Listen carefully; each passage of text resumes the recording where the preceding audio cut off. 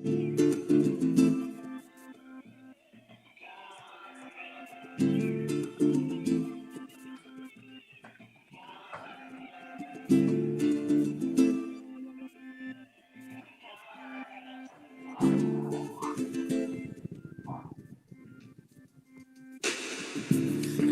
your queen, you're the king beside of me. You're my strength, you are here to guide me. Wanna be your warrior, break down every barrier with my love as my weapon. I can walk the world without a fear. I can hold my head high without a care. And I can fight the world, every grudge for one, every but mine, girl. With your love as my weapon. Oh, oh, oh, them can't stop the way I feel for you. My love has no boundary. Them can't bullet the way I feel. I fight for you and you fight for me. Them can't stop the way them wish and them hoping and fighting and pray. Them can't stop this warrior love. Living in a house with a bed and a broke down fridge. I was there, I make up the cabbage. When things seem to go from bad to worse, a kiss from your lips seemed to break the curse. Now that we live in glorious, there's no way I forget when it was just you and I, trying hard to get by. Behind every strong man, there is a good woman. That's who I live to be. You seem to be pleased with who I am, cause you're the strongest man I've ever seen. I'm a whole lot of woman, full of everything and love is worth. For you to have me on your mind always, you must be carrying the weight of the earth. Them can't stop the way I feel for you. My love has no boundary. Them can't bully the way I feel and fight for you and you fight for me. Them can't stop the way I wish and them hoping and fight and them pray. Them can't stop this warrior love. The love we know we are to will lead us to jump, making burn down the wicked with the living fire. And the rod of correction will give us direction away from the Eden and bless us with children. Them can't stop the way I feel for you. My love has no boundary. Them can't bully the way I feel. I fight for you and you fight for me. Them can't stop the way they wish and them hoping and fighting and pray. Them can't stop this warrior love. Oh, oh, oh. Them can't stop the way I feel for you. My love has no boundary. Them can't bully the way I feel. Them can't stop the way they wish and them hoping and fighting and pray. Them can't stop this warrior love.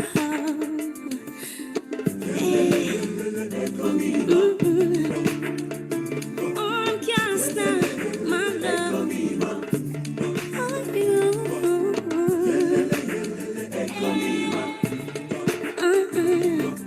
Wish and I'm hoping and fighting and praying.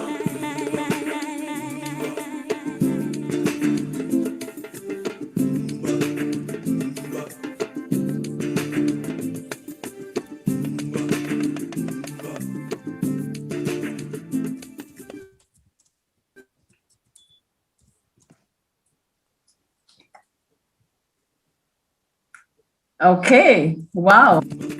Applause for Etana.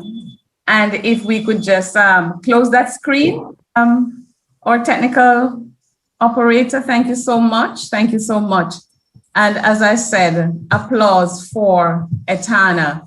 So greetings, everyone. My name is Vereen Shepherd, and I will indeed try to be true to my name today and shepherd you through this event, which is the first of a four-part series, which will be presented by the government of Jamaica in collaboration with the High Commission of South Africa and various partners of the University of the West Indies. I'm hearing a feedback. I'm not sure what's going on. Which is the first of a four-part series. I will have to pause because we have to get rid of the feedback. Okay. Prof, I think it might be a problem. I just muted the mic of the other person broadcasting and it stopped. So I'm not sure if that was the feedback you were hearing. Yes, perhaps I was hearing myself twice. Right. So I muted his mic. I'm not sure if he can transmit otherwise, but we'll work on that. Continue. Okay.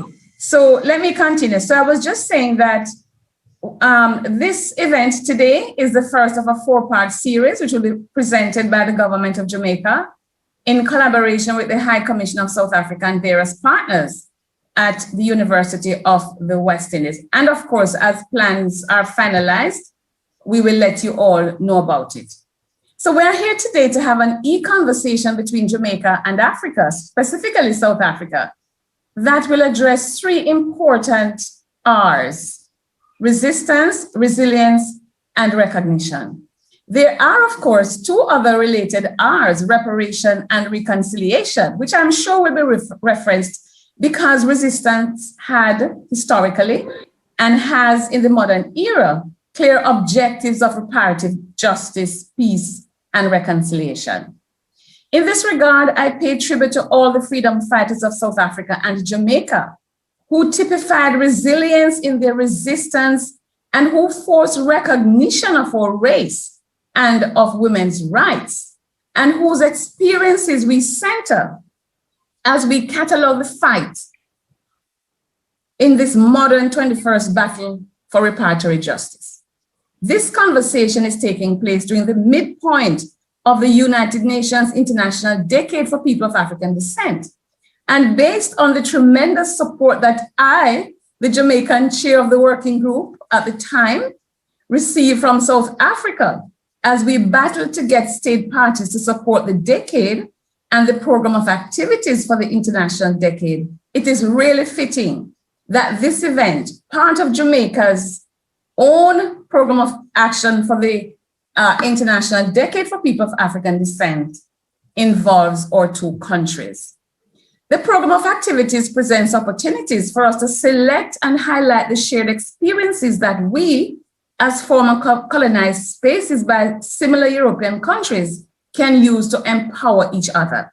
One of these is prolonged and unyielding resistance to oppressive regimes. And women in our 2 countries have been involved in such struggles. Our pioneer historian of women's history, the late Ambassador Lucille Mathurin Mayer, has cataloged them for us, starting, of course, with Queen Nana of the Maroons. But we also know about Eliza and Jane Whittingham, who were among the over 40 women who fought in the final Emancipation War in Jamaica and were hanged. She has told us, and other historians have told us about Rosanna Finlayson, Sarah Johnson, Caroline Grant of the 1865 Morant Bay War, who attacked the indecency of British colonialism. We owe Lucille Mathurin Mayer a debt of gratitude for excavating Jamaican women from deep layers of distortion and invisibility. She said, in the early 1960s, I started to seek out the women of Jamaica's past during the period of slavery. Women of all classes and of all colors, black, brown, white. There was almost nothing to guide such a search. There was, in fact, nothing in modern historical scholarship about the women who came before me. But this was not surprising, she says, for historiography, which has for centuries been a male academic preserve, has been stunningly devoid of a consciousness of women as significant beings. Things have changed. The publication of 60 Outstanding Women by the Jamaica Gleaner and the late Peter Ferguson's 101 Change Makers introduced us to Jamaican women of the past and present eras who have held up, I think, more than half of the sky. Mayer herself, who played a role in Queen Nana becoming a national heroine, became an activist because of the women she met in her research, which changed her life. By her own admission, wonderful things happened on the journey into that rebel past. I can only briefly indicate the personal process of self-growth it meant. No one could spend so many years in the company of such women and remain the same. The expansion of one's emotional and intellectual resources, the deepened pride in one's inheritance and in one's womanhood were inevitable. Many of the South African freedom fighters like Albertina Sisulu, Winnie Mandela, Lillian Ngoyi, Helen Joseph, Rahima Musa, are perhaps well known, but some like Navi Pillay, Cheryl Carolus, Fumzile Mlambo, and Cheryl Carolus are not so well known. But you will hear about some of them and from some of them today. Indeed, some of them who you may not know about are here with us. And so to welcome you, our audience, and those who are going to speak with you today, I turn to Mrs. Lolita Davis Mattis to give the official welcome. But let me just say a little bit about her. She's currently General Counsel at the University of the West Indies and a member of the executive management team. She's also adjunct lecturer in the Faculty of Law at the Mona campus of the University of the West Indies in the areas of international environmental law and Caribbean environmental law. She's also an adjunct lecturer in the Faculty of Science and Technology in the Environmental Management Unit, where she lectures in environmental law and policy. She's currently the chair of the National Council on Reparation, a position she has held for the past 4 years, and she's a member of the CARICOM Reparation Commission. She has held the post of executive director and later chairman of the Jamaica National Heritage Trust. She's also director on the board of the National Commission for UNESCO and chair of the Culture Subcommittee. She's a member of the World Commission on Environmental Law, the National Association of College and University Attorneys, and the Society for Research Administrators. And in 2017, she received the National Award for her contribution to the development of the Jamaica National Heritage Trust and the development of environmental law. So, Mrs. Davis Mattis, I give you the floor to give the official welcome. Thank you very much to my very own colleague, Professor Vereen Shepherd, Director of the Center for Reparations Research. I will say a little bit about her a little later, but first let me acknowledge the Minister of Culture, Gender, Entertainment and Sport, Honorable Olivia Grange, who is responsible for the National Council on Reparations here in Jamaica. Her Excellency Lunka Yengeni, High Commissioner Designate of the Republic of South Africa to Jamaica, Miss Batabile Tamini, President of the ANC Women's League in South Africa, Miss Precious Banda, Convener, Young Women's Desk, ANC Women's League. I also acknowledge the presence of Dr. Hilary Brown from the CARICOM Secretariat, and as she deals with the CARICOM Reparations Council. And I also see among our members, Mr. Rudy Page, who is now Director of International Diaspora Relations Countryside Community Tourism Network out of London. And I understand, Rudy, that you're also streaming live. And of course, I want to say welcome to our distinguished guests. You're all distinguished guests, and especially for our late notification for this webinar. I see so many people online, and I understand the interest of us all in these discussions. I also want to say that these discussions are being initiated by the National Council on Reparations as well as the ministry, and we recognize the need to have many conversations relating to reparatory justice in general, internal reparations, as well as having those discussions with Africa in its various forms, its various contexts, and how that relates to reparatory justice as we pursue it within the Caribbean region. I'm just going to introduce Professor Shepherd in the interest of time, which many of you, most of us know her, but for those of us who don't know so much about her, my introduction to her is going to be very, very brief. So Professor Shepherd is a graduate of the University of the West Indies and the University of Cambridge. She's a Professor Emerita of Social History at the UWI, as well as being Director of the Center for Reparation Research and a published author of 7 books, a radio host, a scholar activist, especially in the areas of women's rights, human rights, and reparatory justice. And I may also say very outspoken, very unapologetic about her areas of interest and passion. She is the immediate past director of the Institute for Gender and Development Studies at the UWI. As a UN expert, she has played a role in helping to implement the UN International Year for People of African Descent and overseeing the drafting of the program of activities for the UN International Decade for People of African Descent while she was chair of the working group on experts on people of African descent. She had the honor of addressing South African women at the Presidential Gala Dinner in honor of South African women in August 2004 on South American Women's Day while she was in South Africa at the invitation of President Mbeki. I also want to say that Professor Shepherd is, apart from being my colleague, that her office is beside mine, apart from being my colleague, she was also former chair of the Jamaica National Heritage Trust. And I'm proud to say we worked on many, many projects at the time that were geared solely at highlighting our cultural heritage. In the interest of time, I'm going to stop here and thank you all again for joining. I know we're going to have a great session, and back over to you, Professor.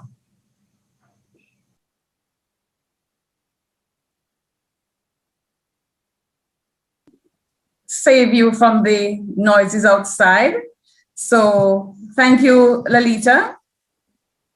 I want to now ask the High Commissioner, Her Excellency, Lumka Yengeni, to introduce the South African delegation and say a few words on her own involvement in political activism in South Africa, ahead of our South African guests making their own contribution. More specifically, I want her to introduce the President.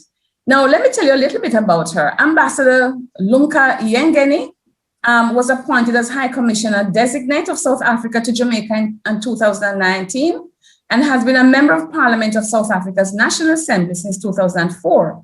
She's also an active member of the African National Congress, the ANC, South Africa's ruling party. She holds an Executive Leadership Program certificate from UNISA and an Executive Leadership Program certificate from Rhodes University. So, Your Excellency, you have the floor.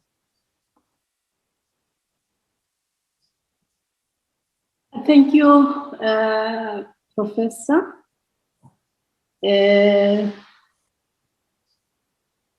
Just one correction. I'm not the member of the National Executive Committee of the ANC. I am the member of the ANC. And thank you. I think you have said a mouthful about me. I will then continue with the open remarks. Madam Moderator, Professor Veren Shepherd, Honorable Olivia Range, the Minister of Culture, Gender, Entertainment and Sports, members of the Diplomatic Corps, leadership, and the members of the Women's League, ladies and gentlemen, and all protocol observed. It is my honor today as South African High Commissioner to Jamaica and other 13 Caribbean islands to bring greetings on behalf of my government, the loving people of South Africa, and also to introduce the keynote speaker, President of the ANC Women's League, Ms. Bathabile Dlamini. In this International Decade of People of African Descent and Black History Month, it is no better time to pause as people of Africa and people of African descent to recognize and celebrate a strong common history of resistance and resilience in the face of historical hardship and multiple aggravated discrimination faced by our women and girls of both continental Africa and her diaspora. As South African women, we have experienced the brutality of discrimination during the apartheid era, characterized by racial segregation and white supremacy, both colonialism of a special type in South Africa and enslavement system faced by the Jamaican people are two sides of the same coin. Under both systems, the color of the skin was the determinant of a life of a privileged and dignity or underprivileged and indignity. The overthrowing of both brutal, inhuman systems in our countries led to the emergence of the democratic governments of the people by the people, It is not by accident that today Jamaica and South Africa are facing similar challenges in terms of crime, unemployment rates, etc. It is because of the legacy of the two brutal systems that both countries inherited from the apartheid regime and the slave masters. We, the people of South Africa and our government, salute the Jamaicans for their unwavering support that was demonstrated during apartheid era through economic sanctions and anti-apartheid songs by the music legends like Bob Marley and the others. The visit of our late first president of a democratic South Africa, His Excellency Rolihlahla Nelson Mandela, to Jamaica after his release from Robben Island was not an accident of history, but was a sign of appreciation and recognition of that important role played by you, sisters and brothers of Jamaica and the Caribbean community at large. As we today celebrate the strength of the women and the critical roles we played in all aspects of leadership, I feel honored to introduce a political giant, a tested revolutionary, a leader by example, a world-class material, an all-seasoned leader, a product of the South African Revolution under the leader of the African National Congress, the daughter of our continent and the product of the South African soil. Comrade, President Bathabile Dlamini, a rural girl, cut her political teeth in youth organizations and was a member of the African National Congress of Youth League after the unbanning of the political parties. She was a member of then South African National Student Congress, SANSCO, at the University of Zululand, where she passed BA Social Work and BA Social Work honors. Served in the interim committee of the re-establishment of the Women's League structures in the Natal Midlands after unbanning of the African National Congress and the political parties. Active in branches of the Women's League and African National Congress, and was secretary and a treasurer, respectively. Served in the Regional Executive Committee of the Women's League region and later became Regional Secretary, Deputy Secretary General, and longest serving Secretary General of the African National Congress Women's League. Presently, National Executive Committee, a member, and National Working Committee, member of the African National Congress, and President of the Women's League, Vice President of the Pan-Africanist Women's Organization, member of the first democratically elected parliament, was a whip, deputy minister, and minister of social development, minister of women in the presidency. She likes working with young people. I thank you. Thank you very much, Your Excellency. And it is my pleasure now to call on our friend, the President, Ms. Bathabile Dlamini, to deliver the keynote address. Thank you very much. While she's getting ready, let me greet our minister. Thank you. You have the floor. Thank you. Thank you very much, Program Director, Professor Verren A. Shepherd. Let me also recognize the people of Jamaica and the people of South Africa and their governments, more particularly Her Excellency, the Minister of Culture, Gender, Entertainment and Sport, the Honorable Olivia Babsy Grange. I would also like to recognize our ambassador, Her Excellency Lumka Yengeni. She is the High Commissioner, a freedom fighter. She was part of the People's Army, Mkhonto Wesizwe, a former member of Parliament and chairperson of the Portfolio Committee on Labor, former National Executive Committee member of the ANC, but also a young, up and coming cadre of the ANC, Ms. Precious Banda. I would also like to acknowledge Ms. Lilita Davis, the National Chairperson of the Council on Reparation. It's a very important moment where there is a conversation with Africa on resistance, resilience, and recognition.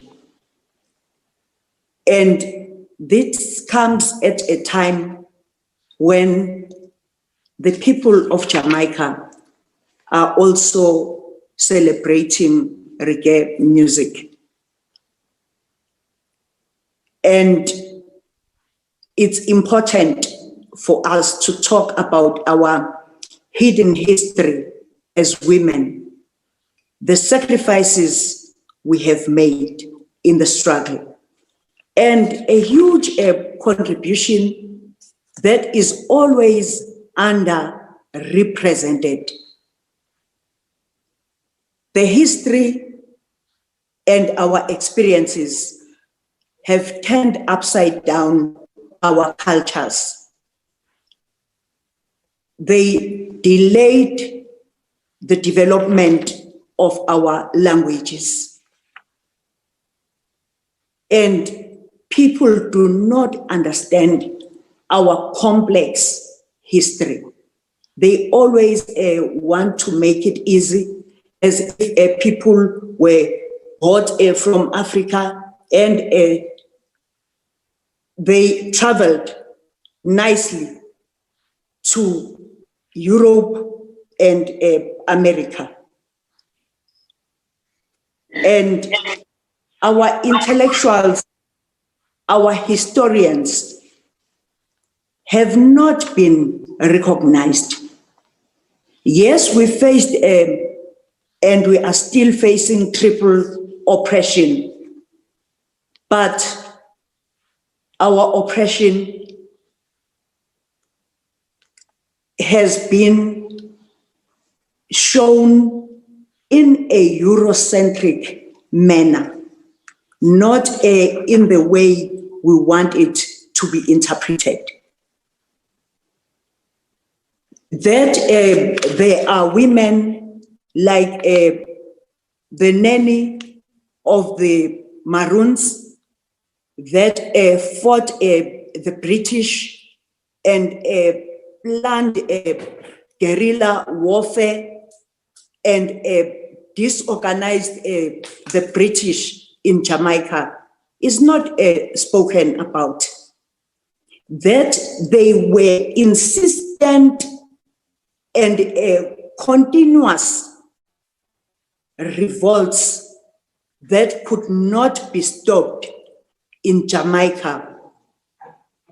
High levels of perseverance, and also a fighting spirit, a history of people that preferred death, that preferred jail to nice life. That history is not told. And we have a responsibility of talking about that history. so that our descendants do not always see white as superior and black as inferior. So it's important for us to always talk about our resistance and resilience. The Jamaican people, like us, have a long history of colonial dispossession and oppression. But again, just like us, they have survived a painful past to be where they are as a nation. Stripped of their identity by the slave master, they remained resilient and preserved many of their customs based on memory and myths. It is for this reason that we view the people of Jamaica as our own in South Africa. Together, we know the pains of racism and how we have been subjugated at the expense of our cultures and our traditions. This Black History Month, we do not only pay our tributes and homage to heroines and heroes who fought against oppression, but we also remind ourselves that we have come from very far as Black people, and along the way, great men and great women have fallen.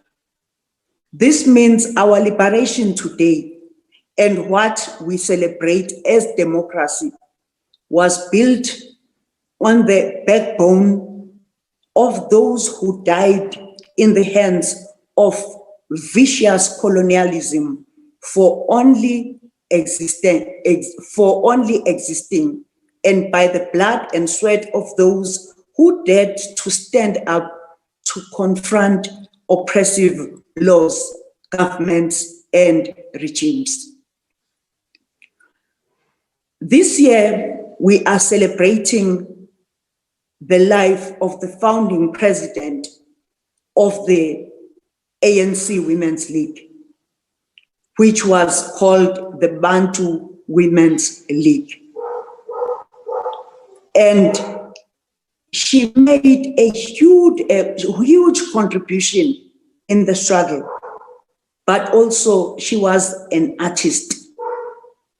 She led protests, defiance campaigns, when they were not called defiance campaigns. She led women from all racial groups. But what is important is that she always put on the table the issues of the poor and led together with women from the working class, the proletariat, and ensured that at all times she led from the front. And the ANC has decided to call this year the year of Charlotte Maxeke.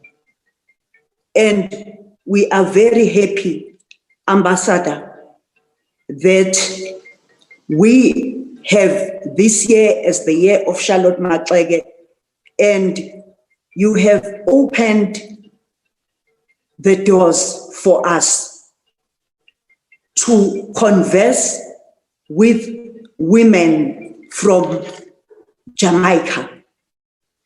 And this gives us an opportunity to share our past and also talk about the future, because the future is more important.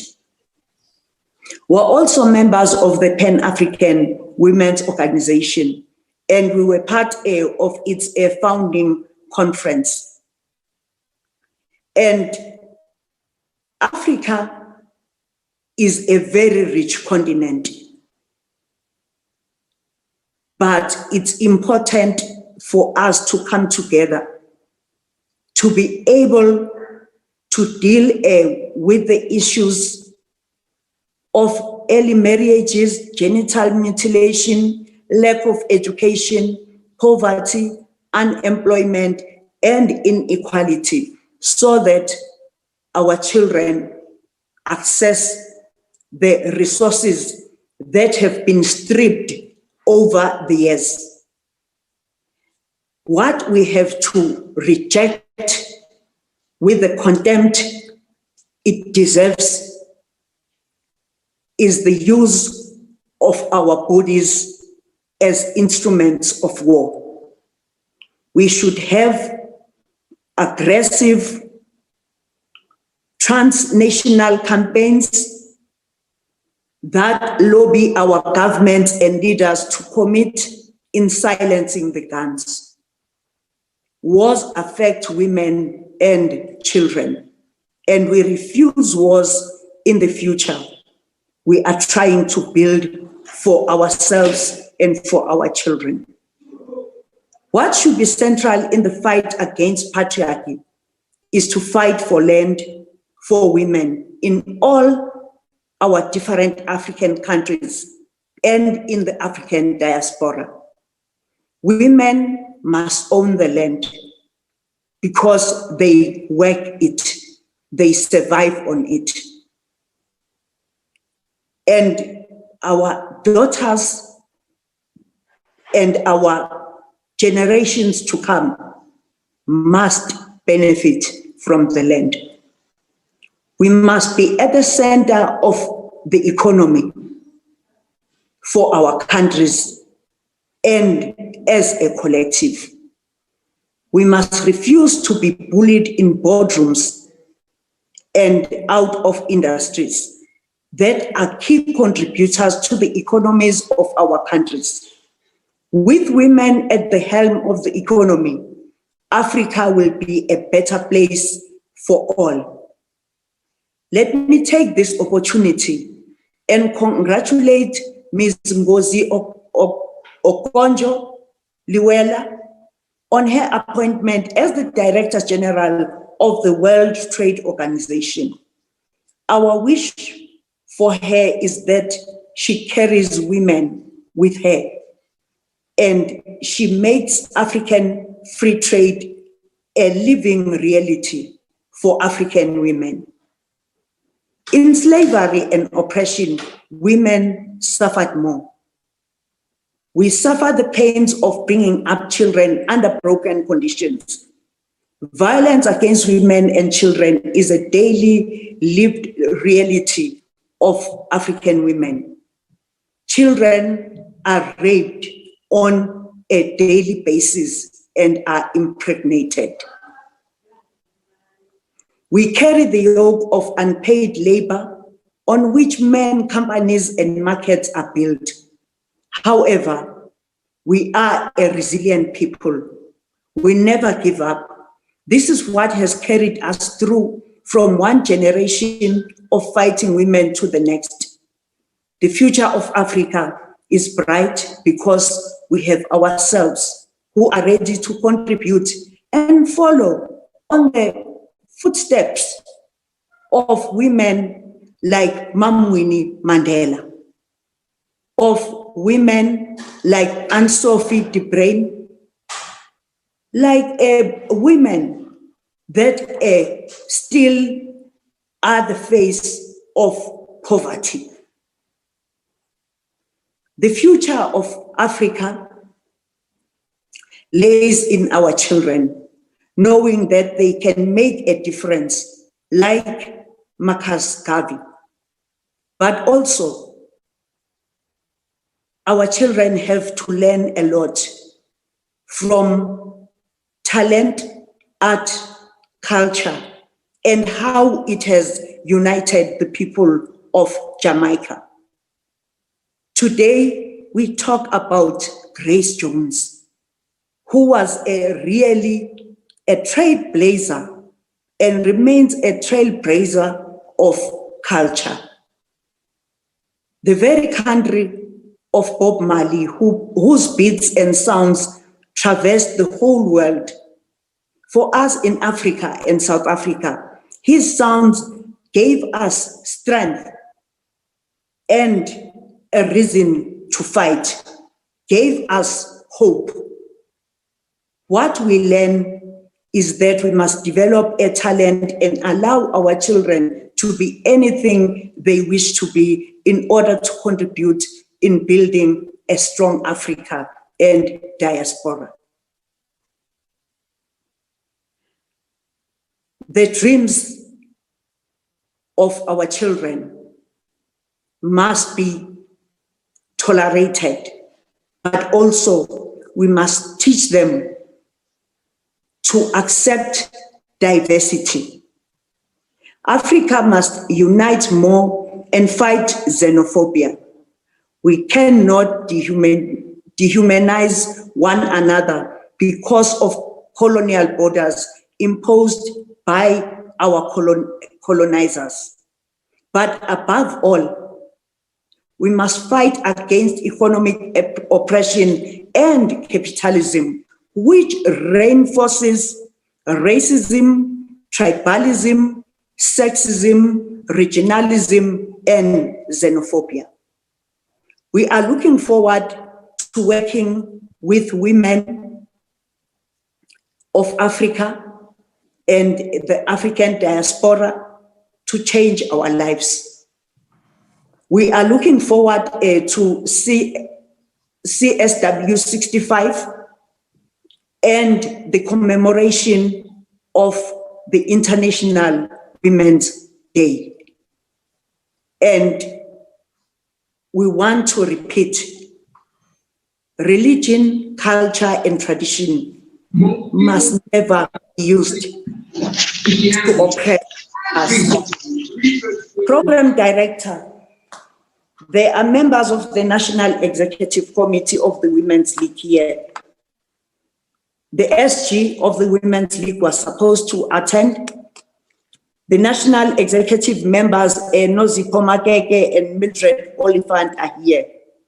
There is also a young bishop, Jessica Mbangeni, and members of the young women's desk, Busi Khatebe and Karabo Mohale, and many others that were invited by us. We would like to thank you for giving us the opportunity. The struggle continues. Thank you. But victory is certain, and that is what we have to bear in mind. Thank you so much. And let me add my own welcome to those who are with us in the South African delegation. We left it to you, Madam President of the ANC Women's League, to introduce them. We wanted you to have that honor, so we thank you so much. And you know, both you and the High Commissioner have reiterated the impact of colonialism on our two countries. And you have talked about those who were in the struggle, but also those who showed that resilience, that third R in all three R's today. But you have also subtly introduced the other R's, because what you have described and what we have gone through requires reparative justice. And if we're going to live in peace and reconciliation, if we're going to reconcile our differences, justice has to be served. So I think you have also emphasized the role of the historian in using their writings to right, RIGHT, the wrongs of the past. Because if we don't excavate our women's experiences and our people's experiences from the deep layers of distortion of Eurocentricity, then we will never be able to use history to chart our past. And your own late Tata Madiba said, it is always important to look at your history. You cannot really be proud of yourself if you don't know your history. And you have re-emphasized that, you have emphasized that as well. But we need to build bridges of connection between our two countries in terms of knowledge production. And on one of my visits to South Africa, I think it was 2005, this is what I was saying, that we need to know more about each other. And this conversation that we have started must continue. And I really must thank our Honorable Minister, because of course we're talking about our beloved Babs Grange. I can take that liberty to call her that, I know she won't mind. And our Minister of Culture, Gender, Entertainment and Sport, because it is important to find a way to establish and use the virtual space that we have, even in this horrible pandemic, to connect with each other, because our struggles have been so similar. And I know that working in this field, and Etana has a song, I'm not afraid. We cannot be afraid, and you're correct. We have to confront the power holders. We have to confront those who are keeping us back, and we cannot be afraid. And you know, sometimes when you talk about women's rights, and you are correct when you talk about the enslavement, the system of chattel slavery falling disproportionately on our women, it is true on this side too. They bore the burden of production and reproduction. And because they knew the power that they had to ensure there was no natural increase for their children to become chattel enslaved themselves, they resisted in ways only they knew how to resist, you know? And before I introduce our next speaker, let me just end with this in my comments. At all that you have said, we have to teach the next generation about our struggles and our ancestors' struggles, which means making Caribbean history, African history, available to our young people. And not only tell them that STEM is important, but to go full steam ahead to enrich their education. And when we speak of women's rights and we are told we are feminists, let's not use that as any bad word. Let us reinforce what Lucille Mathurin Mayer said, our pioneer historian, and to project our view in support of justice for women. And even if we're not trying to win converts to feminism, let's be comfortable in our own skin. She said, the fact that I happen to be absolutely comfortable being called a feminist or a supporter of women's liberation, assuming I have to be called something, does not mean I'm presumptuous enough to suggest or recommend that other women must be equally comfortable with those labels. What I do, however, suggest is that a woman or a group that consciously rejects association with anything named women's liberation owes it to herself as a thinking being, owes it to her organization, not just individual women, but her organization, to understand clearly the process of rejection. She said this way back in 1974. And I really applaud her and applaud you, President, for your words and for your knowledge of what goes on this side of the Atlantic. But to reassure you, because you expressed a fear of the Eurocentricity in our history, that we, or trained historians on this side, have become scholar activists. They have become, in Rodney's tradition, guerrilla intellectuals, and they are in the process of destabilizing Eurocentricity in what we received as our text, and to produce a more liberating narrative of self. So rest assured that we are on that path, and anything we can do to increase knowledge about us on your side and vice versa, we are in the struggle together. Thank you so much. Let's give another round of applause to our keynote speaker. And you know, you can put in the reaction, you can put your applause also on the screen. So she feels the love that we have for her. Thank you so much. And now it's my pleasure to introduce, of course, our next speaker, Ms. Precious Banda. She's a political activist and well-known leader in Students and Youth League politics. She's the national convener of the Young Women's Desk, and that is a political cap that resulted in her being selected to be one of the prominent speakers in this August international gathering. Ms. Banda has played an integral role in several organizations, including in the South African Students Congress, SASCO, Friends of Cuba, FOCUS, Young Communist League of South Africa at the University of South Africa, and the African National Congress's National Youth Task Team, just to name a few. Ms. Banda is 2 times winner of the Eskia Falele Creative Writing Award in 2011 and 2012. And so she now, gives us her own perspective and talk to us about her own experiences. It's over to you, Ms. Banda. Thank you so much, Prof. Thank you so much for the great work you are doing as the program director, but also to thank the Jamaican government, the officials, the academics, and our very hardworking High Commissioner representing the Republic of South Africa, doing very well, Comrade Yengeni. It's usually very difficult to speak after the president of the ANC Women's League has spoken. And I would continue to greet also the leaders from civil society from South Africa that have joined us, the leaders from the Young Women's Desk, Comrade Karabo, the NEC of the ANC Women's League and provincial leaders that are here, and everyone from the Jamaican delegation that have joined us. Let me just say all protocols are observed. And thank you so much once more for this great and historic opportunity for us.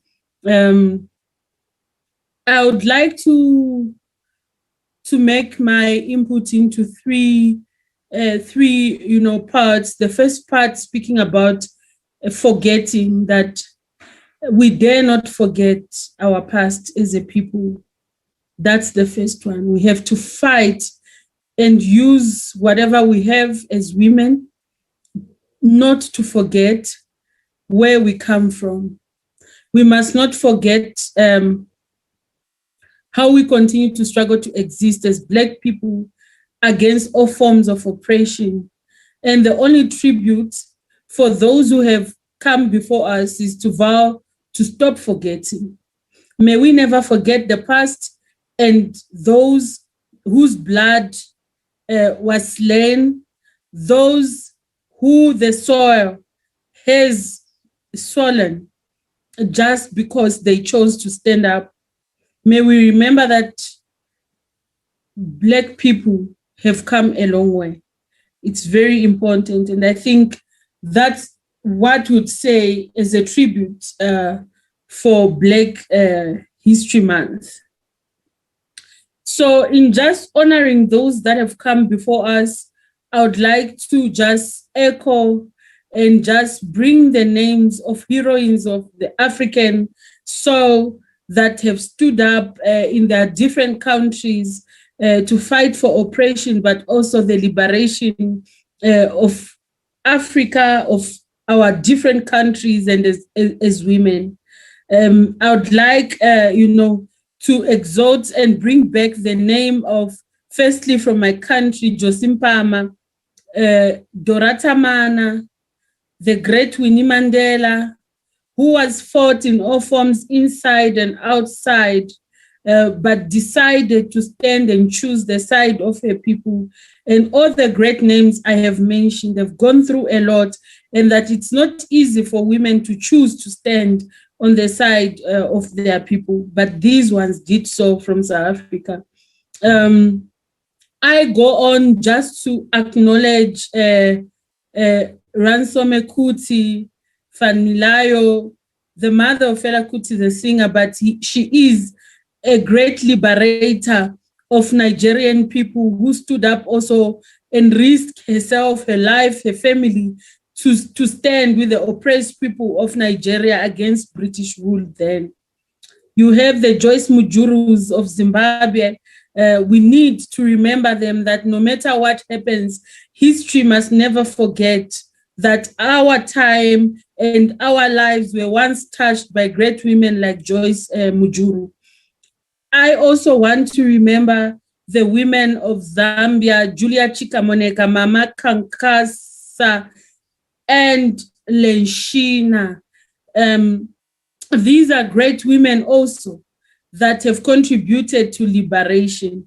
We can go on and on, both in the Caribbean and Africa as a whole, to mention name by name the contributors of liberation. And that for me as a young woman, I feel we have a responsibility not to forget them and to forget their contribution to our struggles. And it is because we understand where they come from, we understand their contribution and at what cost was that contribution, that we can be able as young people today to stand up and say we can speak, we can be fearless, we can confront patriarchy and all oppressive regimes. The second point is, therefore, because of that, we need African women, and I think in the ANC Women's League as a pilot, and something I think Deputy and Vice President of PAO is passionate about, President Vatabile Dlamini, that she wants to take to Africa, the intergenerational work that needs to be done, and for us to create platforms for young people and young women, that we need deliberate intergenerational programs that position young people so that there is knowledge transfer and training from those that have been there, and young people come with their youthfulness, their adventurous thinking, and also their contribution and energy to the discourse. So I think for all of us, both South Africa, Jamaica, Africa, and the entire African diaspora, it's very important for us to build and to put mechanism in which we develop intergenerational programs that transfer skills, but also incubate African and women leadership that must come and take over our struggles until we have total liberation. That is very important for us. It's very, very important for us because as more time begins, and also because of the onslaught, the neoliberal onslaught that is there is an offensive through media, social media, and all other platforms that tends to depoliticize young people. That young people that become political are political, but with other affiliations, not those that carry liberation and those that are aligned to the struggles of our people that we inherited. So intergenerational work becomes the second point that I think we need for Africa to rise, that we need for us to continue resisting all forms of oppression. My last point is on us to continue actually in the battle of ideas, where we fight against colonialism, because colonialism from slavery, it has evolved to capitalism, where the rich actually reinvent all forms in which they continue to oppress the poor. That as much as we say our countries have attained democracy, our countries are free, but women still live in fear, women still live in poverty, women are still the face of poverty, like the president said. So women are still being raped, women are still being used as instruments of war. So we need a decolonial discourse that is going to teach our people to value an African woman, a decolonial discourse that is going to make us to appreciate who we are as African people and our being. A decolonial discourse that is not going to impose, certain religions that have got nothing to do with us as African people and make us to despise our very own religions as African people. So this discourse has to entrench the values among us, especially the youth, the values that make us to understand that We do not subscribe to beauty as defined by patriarchal capitalism. We do not subscribe, to beauty that says for one to be beautiful, they have to be thin, tall, and light-skinned, and so on.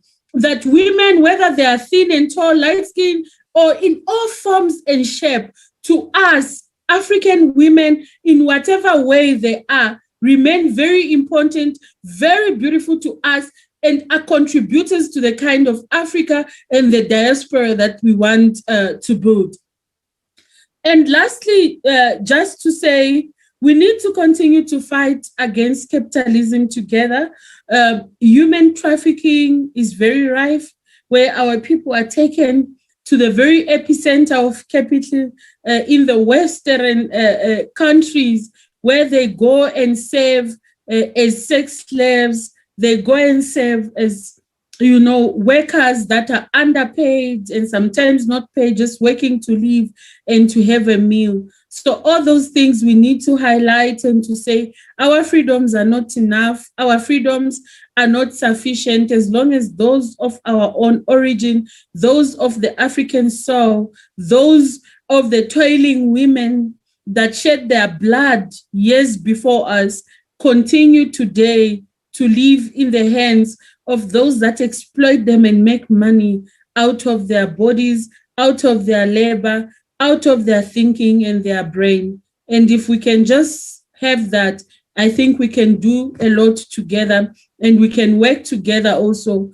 to fight all social ills that exist in all our countries. Thank you very much. In South Africa, we say, Malibongwe, we say watinta vafazi, watinti mbokodo, and also we just say aluta continue, because the struggle has indeed supposed to continue. Thank you very much. Thank you so much for that powerful intervention. As I listen to you, Ms. Banda, I'm reminded of something we talk about as we enter the phase of decolonial history. And you have, in fact, reinforced the importance of decoloniality and decolonial history. We have to engage in that process. And yes, we must never forget, in Jamaica, just like in South Africa, we are in the process of engaging in iconographic decolonization. And I know my colleague and friend, Dr. Hilary Brown from the CARICOM Reparation Commission is here. And I know that we have taken certain resolutions at our last meeting to deal with the politics of memory and the importance of iconographic decolonization. You look around Jamaica and you'll see the efforts of the Ministry of Culture and also, others in the society who are insisting that the names of our freedom fighters must be put up in monuments. We must have a park where we have our heroes and heroines, and we must teach the young people why they must never forget. If we do not teach them that, then this struggle will not continue. And I think I'm reinforcing what the president of the ANC Women's League said earlier on. So, as I said, as I listen to you, Ms. Banda, I am reminded of the politics of memory. At times, the association of the politics of memory with state actions excludes those who are not in formal politics, who do not see themselves as politicians in the modern sense. So the politics of memory is a political means by which events are remembered and recorded or discarded by some people, not only by states or politicians, as they become involved in shaping collective memory through the construction of public monuments, declaration of national days or years or decades of memorialization, or the selection of the narrative about the past, which we talk about, but also about what ordinary people do, also about what citizens choose to do as a result of their lived experiences. And all of you have been talking about that so far.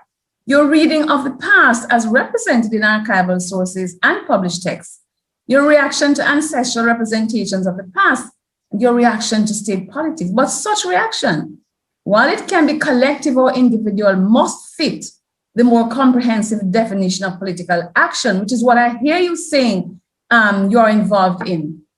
And in this regard, politics is broader than but inclusive of representational politics and state actions around the issue of memory. It allows for the inclusion of the protest actions by those who are not, never have been, or never will be elected officials. Those marginalized groups who must use other means of seeking change. And I heard you talking about the importance of civil society and having a joined up movement if we are going to really achieve in this neo-colonial age true liberation from colonialism. So I thank you so much. And as you're a young person in the struggle, and I really hope you can get more young people in your army. The army needs everyone, as we know, or you're talking about the importance of reggae as we're in Reggae Month, and we know what Peter Tosh said, the late Peter Tosh. So it's now my honor to introduce to you our own minister, Honorable Olivia Grange, CD, MP, Minister of Culture, Gender, Entertainment, and Sport. Our honorable, as I said, minister who has portfolio responsibility for reparation. But let me tell you a little bit more about her. Minister Grange has been a member of Parliament for St. Catherine Central since 1997. She was appointed Minister of Information, Youth, Sports and Culture with responsibility for women and gender affairs, entertainment, community development, and special projects in 2007. Before that, she served as Minister of State in the Office of the Prime Minister, that was 1985 to 1989, Government Senator and Parliamentary Secretary for Information and Culture, 1983 to 1985. In 2015, she was awarded the Order of Distinction in the rank of Commander for her contribution to the Jamaican music industry, cultural development, and public service. In June 2009, she had the distinction of being appointed the Caribbean Communities, or CARICOM's, first champion for culture, with responsibility for advocating, among other things, capacity building for cultural industries, cultural institutions, and individual artists. Minister Grange has had a long career as a cultural activist, working at the grassroots level in developing and managing talent. She's an artist, director, event planner, and we know she's an event planner, and an ardent supporter and promoter of Jamaica's creative and cultural industries. She's also a pioneer contributor to the development of the reggae and dancehall music industry in Jamaica, Canada, and the United States. As founding member and director of the Jamaica Association of Composers, Authors, and Publishers, we know that as JCAP, Ms. Grange has been instrumental in introducing policy initiatives in Jamaica to support the development of the cultural industries and advance brand Jamaica in the international market. She also assisted in developing the Jamaican copyright legislation. She co-founded Contrast, Canada's first Black community newspaper, and was the Chief Executive Officer of Specs Limited and Spec Shank Music. She also served as Executive Director of the Jamaica Cultural Development Commission, JCDC, Arts Officer, Institute of Jamaica, Cultural Director, West Kingston Community Cultural Development Program, and Public Relations Officer, West Kingston Trust. She has done pioneering work in entertainment, youth activism in the Jamaica Labour Party's youth organization in the March of Jamaica's independence, and beyond that, 37 years of service in both houses of parliament. She now undertakes additional responsibilities as Deputy Leader of Government Business in the House and has been charged with various ministerial assignments over 5 administrations of government. Honorable Minister, it is really my honor and pleasure to ask you to address us at this time. Chiming in, thank you, Professor Shepherd, but you know this is culture and this is Jamaica, so we're bringing to you our warmth of Jamaica and our music, and so ministers really package 2 musical interludes for you, so we can just bring in the minister on the rhythm. So let's hear right. it. Well, we saw her when reggae was put on the national stage. Right. We saw her, so we know what she can do and what she likes. Okay, All right, so let's go.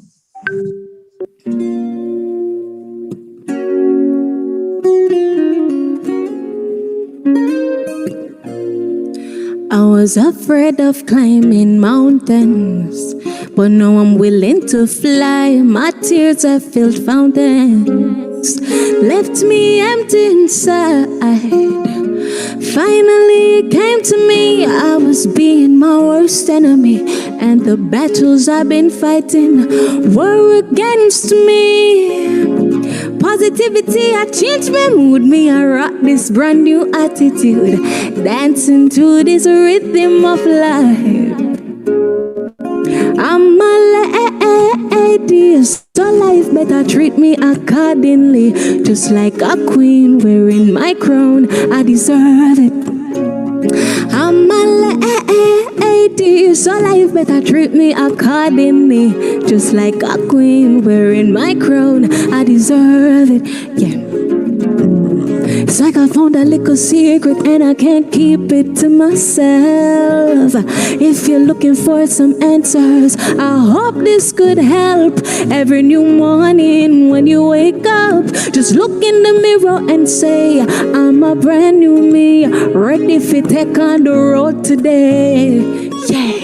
Positivity, I change my mood, me I rock this brand new attitude, dancing to this rhythm of life.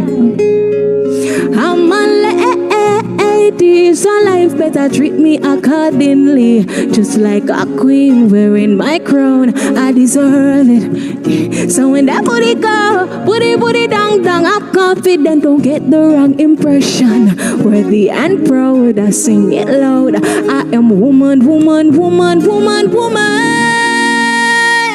I'm a People, put your good I'm performance. a confident woman. And when that booty go, booty dang dang. Confident and beautiful woman. I no longer fear the mountains, 'cause now I'm willing to fly, no longer cry. Fountains, just know I'm feeling alive. Yeah, positivity, I changed my mood, me I rock this brand new attitude, dancing to this rhythm of life. I'm a lady, so life better treat me accordingly. Just like a queen wearing my crown, I deserve it. You're a lady, so life better treat you accordingly. I'm a queen, just like a queen wearing a crown. You deserve it, yeah. I'm a queen, so you're a lady. You're a confident woman. Wow. I know I shall die for it, but my children shall be free. Those were the words of an enslaved African woman on the Kensington plantation in 1831, right here in Jamaica. I want to welcome my sisters from South Africa, High Commissioner, President of the ANC Women's League, coordinator, and I also want to acknowledge the presence of the chair of the NCR, as well as Professor Vereen Shepherd, our moderator, and all those wonderful people who are viewing this presentation and who are sharing in this great, wonderful experience. I'm so happy that our sisters are here and that we can share in this great moment. So I just ask you to give me a minute while I just get my little technical difficulty here. So I just want to get my, just one moment. Good. Okay, so these were the words which I quoted earlier, said by this African warrior woman I named Fire at the Flames of Freedom celebrations in St. James here in Jamaica 3 years ago. FIRE expressed the sentiment of the campaigners for freedom across Jamaica in 1831. As by prior agreement, they sent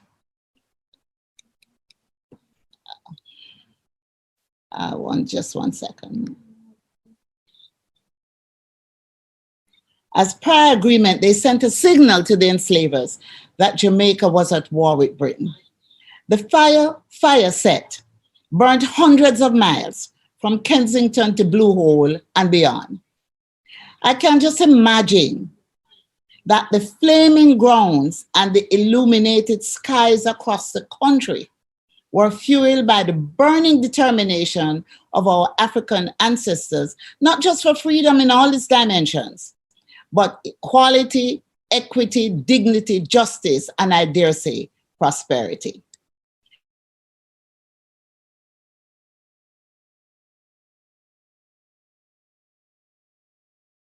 Who took part in the Emancipation War of 1831 to 32 alongside male soldiers, facing down bullets, chains, whips, imprisonment, and the gallows.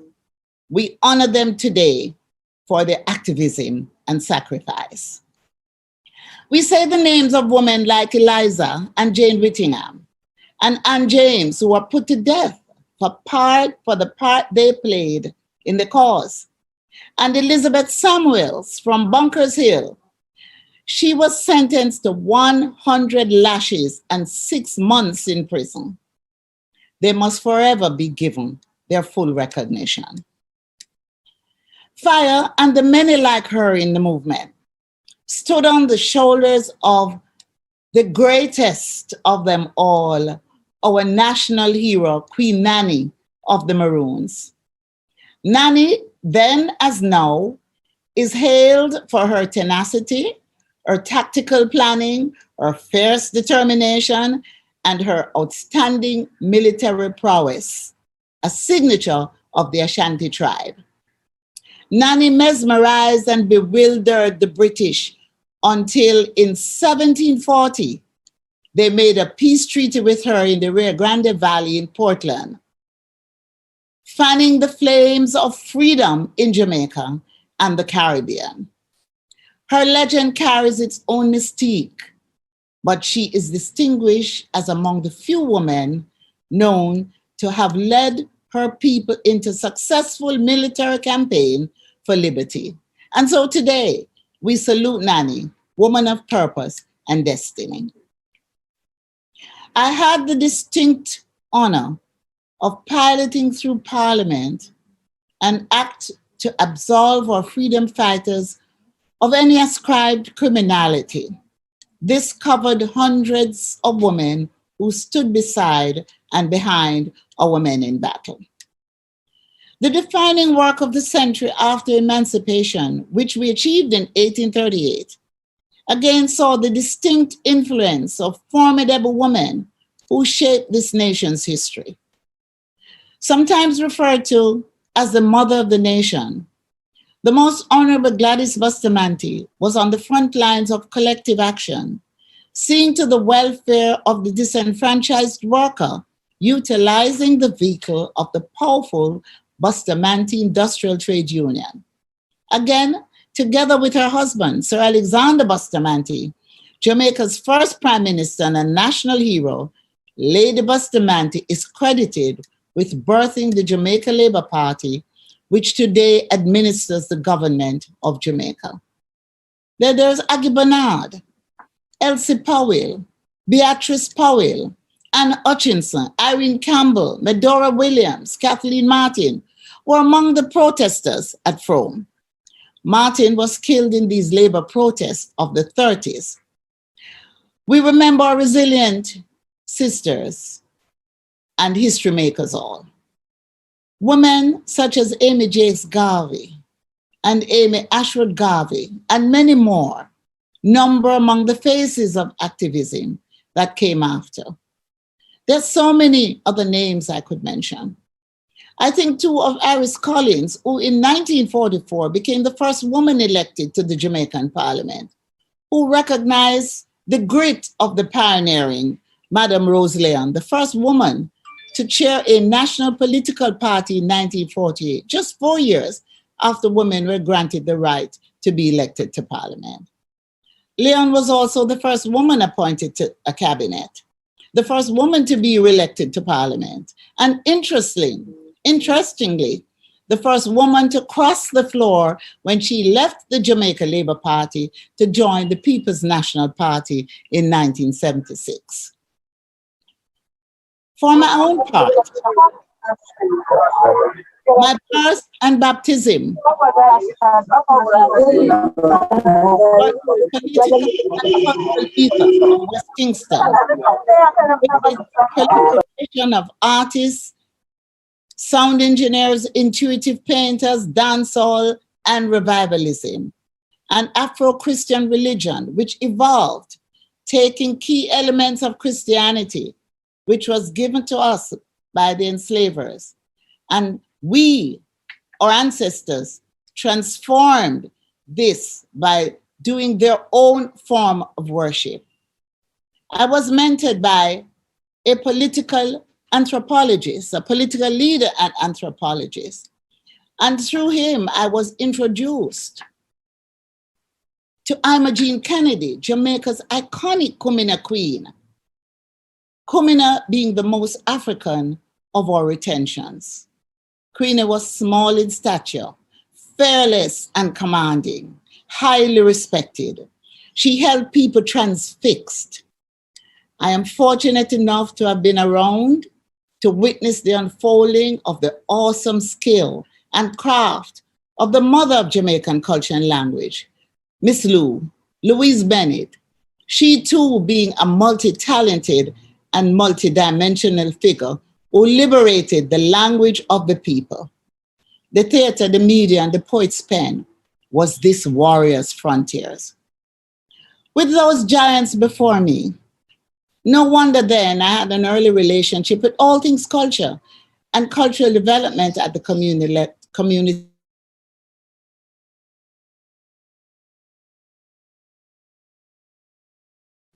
I was immersed into the ongoing struggle for the liberation and independence of the Jamaican people and the birthing of the Jamaican identity. Though many have by now forgotten, and the youth may not yet know, resistance took on its full political meaning in the turbulent 70s, where the political and ideological divide between the Jamaica Labour Party, of which I was and am a part, and the People's National Party was fierce and reflective of the geopolitics of the day. That period of my life led to 9 months of political imprisonment in 1976, and then later to exile. Being locked up in a cell was a painful separation from my family and a time of great uncertainty. I understood more deeply then the historical context of imposed captivity, and that our natural state of freedom is precious, invaluable, must never be taken for granted, and must be safeguarded. Now, I also know that repair and reconciliation with one's past is patient but necessary work, and the only path to peace, progress, and development. I had my share of experience in Canada with racism. I started the first Black publication in Canada, and I became a strong activist during that Black Power period. But back in Jamaica, contributing to development of the reggae industry and management of reggae artists was a balm, as reggae music encapsulates the troubles and triumphs of the individual and Afro-descendant people, while providing a pathway for poor and innocent individuals and families. It put me again in a privileged juxtaposition with Rita Marley, wife of Bob Marley, along with Judy Morton and Marcia Griffiths, the trio globally known as the I3s. I honor these iconic women who carried forward the promise of reclaiming our cultural integrity and dignity as Afro-descendant people. Their performances with Bob Marley embodied the harmony and liberating power of the male and female of our species, acting in concert. Being entrusted with the direction of Jamaica's culture and music is for me, therefore, a sacred responsibility. Reggae music, the universal anthem of resistance and liberation, representing in South Africa significant strains of struggle against apartheid and an unstoppable wave of support for the release of Nelson Mandela. So it was too for the fight for the freedom of Namibia and elsewhere. In the political arena, I reflect on the fact that there were so few of us women in parliament when we began. But we were always there on the ground in our numbers, at the foot soldiers on both sides of the political divide. A testimony, however, to the certainty of change in the face of the challenge Jamaica has had in Portia Simpson Miller, the first woman president of the People's National Party, the party that jailed me, and the first woman prime minister who became my sister. In our last election in September, as campaign chair, I was proud to announce that the Jamaica Labour Party had selected 18 smart, capable, hardworking, caring women of integrity on our slate for the election. It was the highest number of women that any political party had ever put forward for parliamentary elections. And there were a number of women also put forward by the People's National Party. In the end, a total of 18 women had been elected to parliament, with 14 of them representing the Jamaica Labour Party. As a longtime campaigner for greater participation by women in the political process, I am more motivated to help women, no matter the challenge, to find their voice and take their place on a stage of their choosing. Our work is unfinished. The act of rape of our enslaved ancestors endured, and other forms of exploitation still are a feature of today, even in the corporate spaces we dominate in Jamaica. Our parliament is confronting this with the introduction of sexual harassment legislation, which are marshalling through parliament. The struggle continues. I close much as I began. There is duty in honoring the lives that sacrifice for freedom, one which is discharged in recognizing the value in our own. We must secure reparatory justice for the future. This is a holistic form of justice that has always been conceived of as a way to redress wrongs, as well as achieve peace and reconciliation.